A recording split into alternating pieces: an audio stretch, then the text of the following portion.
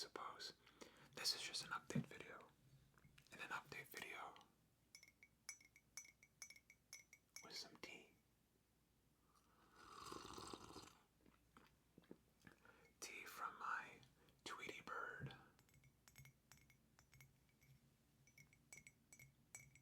My Tweety bird mug. And for those curious, as I know you are all very curious, my tea is Aurora Blue herbal tea from the Spice and Tea Exchange in Sioux Falls, South Dakota.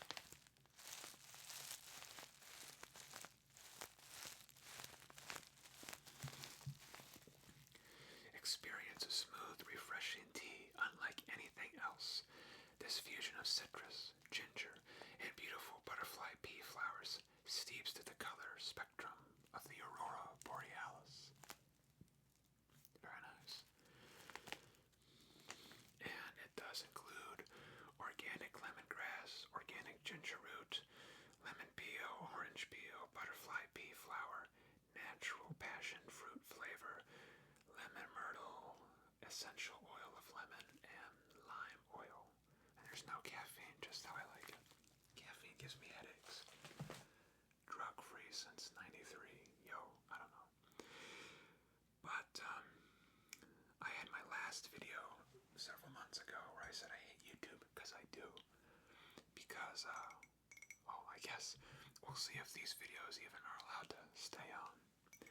But I released a little short movie and a video essay, and the video essay got taken down, and I was going to work on more video essays, but I was like, well, if they get taken down too, then why bother? And then I had to, I was busy writing a screenplay as well as still helping out with my parents and their whole situation. So, yeah, I've been doing that, but now the screenplay is done. Parents are much better helped, but they still need some more, so I'm going to go back to that after, after this.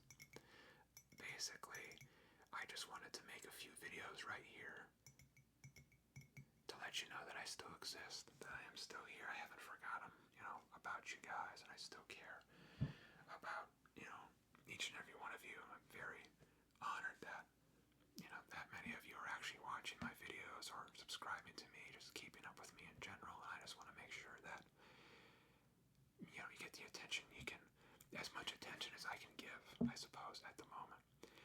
But, I'm going to, after this, my main projects are going to be editing,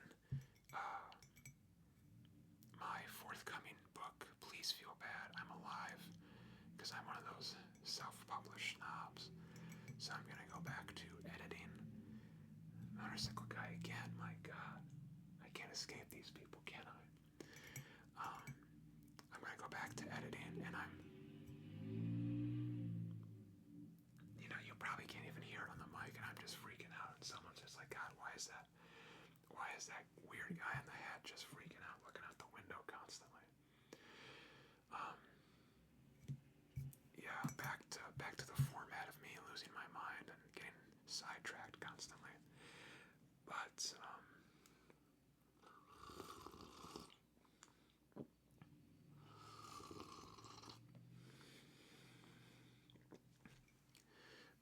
after this, I'm gonna go back to editing my forthcoming novel, Please Feel Bad, I'm Alive. I have the current one, the first one in the series out right now, Please Feel Bad, I'm Dead. And I'm just going to work on editing for a while, as well as on days that I work my regular job. When I come home, I'm just going to work on helping out my parents, and I feel done with that. We're at a really good place. So once I get through like this next month or two, this next hurdle, I think I'll be done with that, and then I'll be able to work on videos more reasonably and have them come out at a better pace. So yeah, these three that I'm dropping now, ideally you see all three, will kind of just be like a snippet, and then hopefully I'll be able to get back into a more regular rhythm after I have some work squared away. And yeah, that's the plan so far, because I do still like making these, goofy little videos and, figuring out what I can do. I do have some, not necessarily like, I still have like a bunch of ideas for eating videos and topics and whatnot, but I kind of just want to try out some, maybe instead of that, just do book reviews or thoughts about what I'm reading or writing or, what's going on in the world. We'll see. There might be some more tea time chats in the future. I'd like to work on my movie and essay some more, but those would be a lot more work, and my big work project at the moment is my editing, so those other ones might take a bit. But it's all good.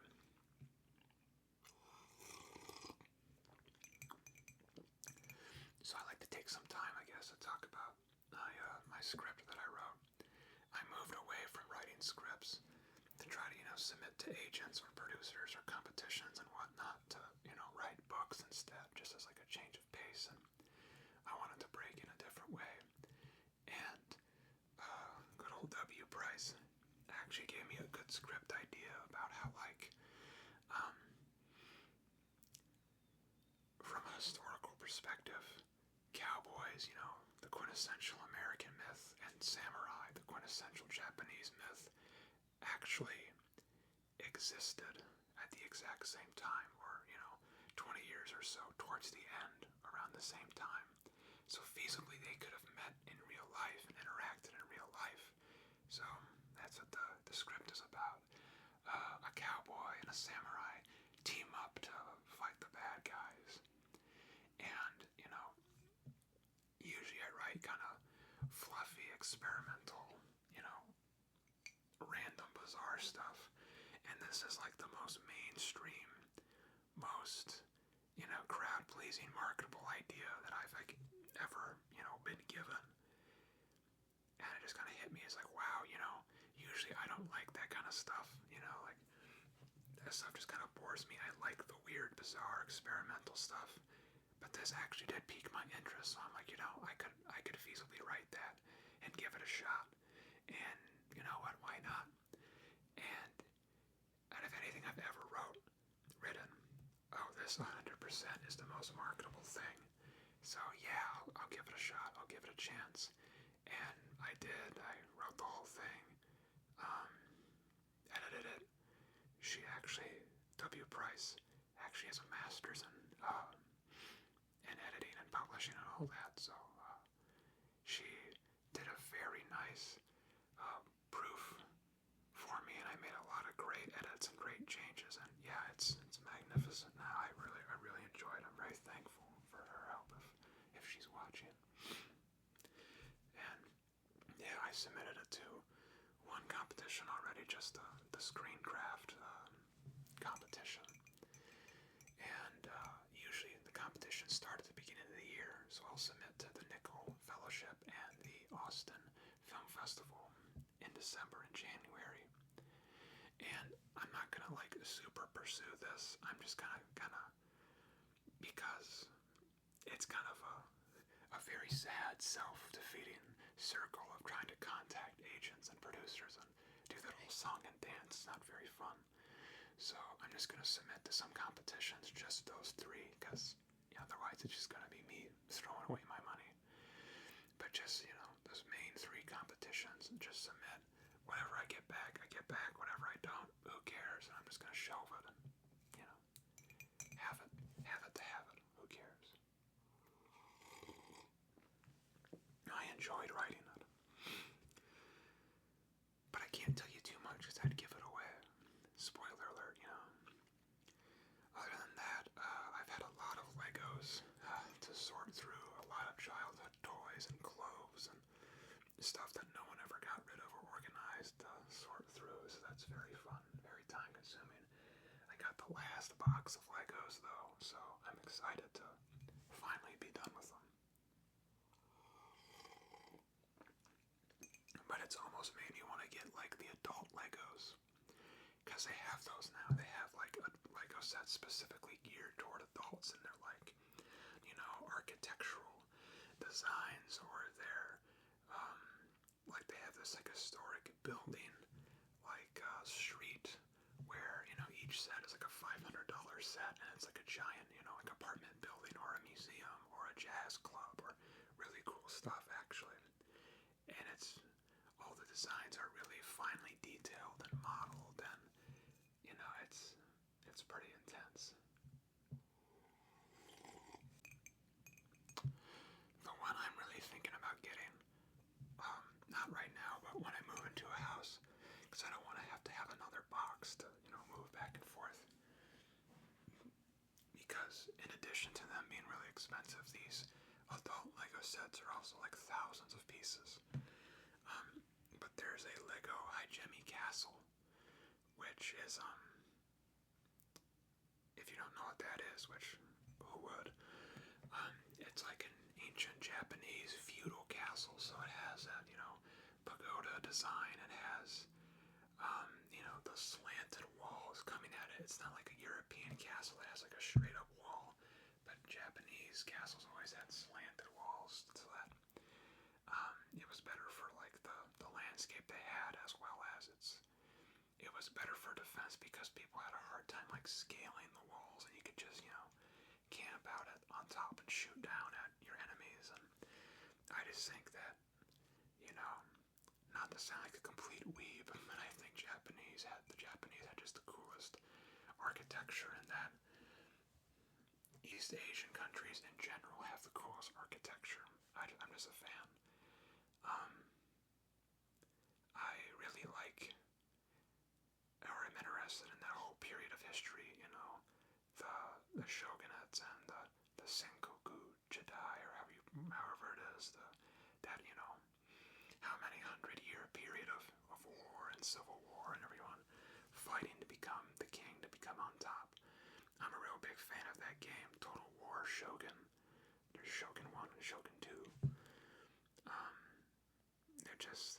I love the intrigue and the sort of warfare tactics and the strategies they'd implement. I think it's just more interesting than European war. I don't know. What war is better or worse than another? Who knows? But I just think they're cool. I also love the video game, the From Software video game, Sekiro: Shadows Die Twice. I love all those From Software games, except Elden Ring, actually. Maybe that'll be a hot take for like a future video. I think Elden Ring is their weakest game by far.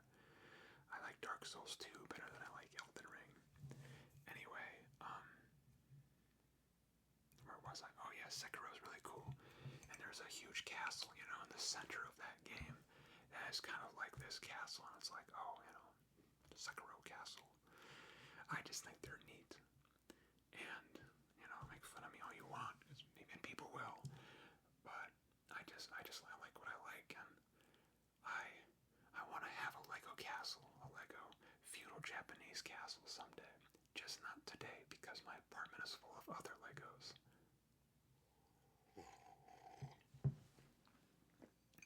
But our entire, basement storeroom at my parents' house is, the first time in 20 years of finally organized. There's finally, everything's put in matching boxes. A bunch of stuff has been sold. The stuff we have has been labeled. Mostly we just have the garage now, and the garage actually looks somewhat manageable. I'm pretty excited for it. And I have a bunch of Lego sets from my childhood squared away that I can now pass down to my kids, which is one of the big reasons I wanted to do this as well, so I could give my kids cool stuff that, I had. So I have, a lot of the Lego Pirates, a lot of the Lego Castle and stuff from, the 90s and early 2000s. The Lego Cowboy stuff that, isn't politically correct anymore. A lot of the stuff we have probably isn't politically correct anymore, which is why it makes it cool, It'd be interesting to see if they ever did something like that again, where they, I don't know, I just think Legos were interesting back in the 90s when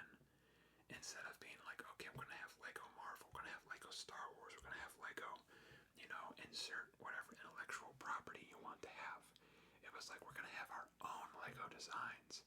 You know, this is Captain Brickbeard, and this is what he does. This is, you know, King Lego, whatever that guy's name was, and this is what he does. This is Johnny Thunder, the Lego adventurer, Indiana Jones knockoff, and this is what he does, you know, like their own brand of characters and stories and worlds, you know.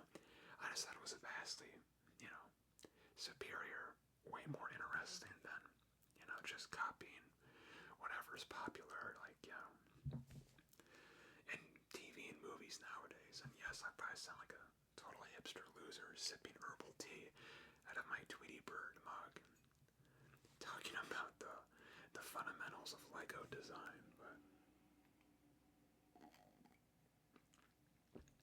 I do think the adult Legos, like the modern Legos, are really cool, which maybe just because I'm an adult, but I just need how they do cater to their fan base, and they do know that people who grew up with their product are now old, and they still, you know, may be interested in their product. And why has this just turned into a Lego rant? Anyway, I guess a caveat of all these old people Legos is that they're like $500, you know, for a set, and I feel like they don't make Legos for kids almost anymore. So much of the Lego, you know, manufacturing seems to be geared toward adults, and it's like, well, kids can still have them too, because like the cheapest set is like $40-50 now. Like, my god, back when I was a kid, you could get a little tiny set that big for, you know, like $1. Whatever, times have changed.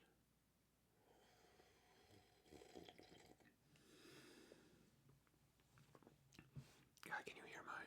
I don't normally slurp tea. I only slurp tea when I'm on camera, when I'm being recorded. Can you even hear this? Hopefully.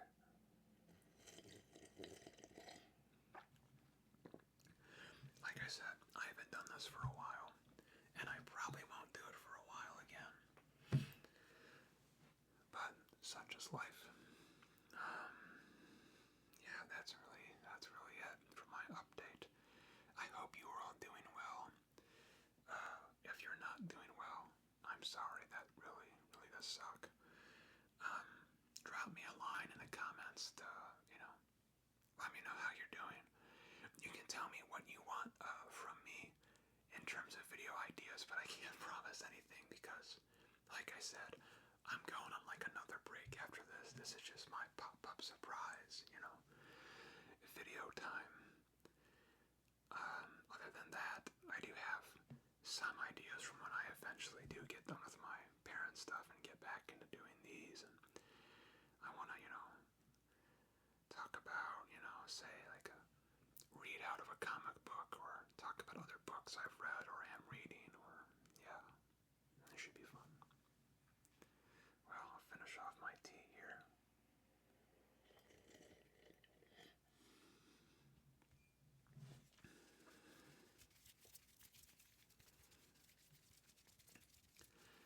You have been listening to M. Bryce Can Read. I am M. Bryce. And as you know, Dog City never sleeps. I hope that you may sleep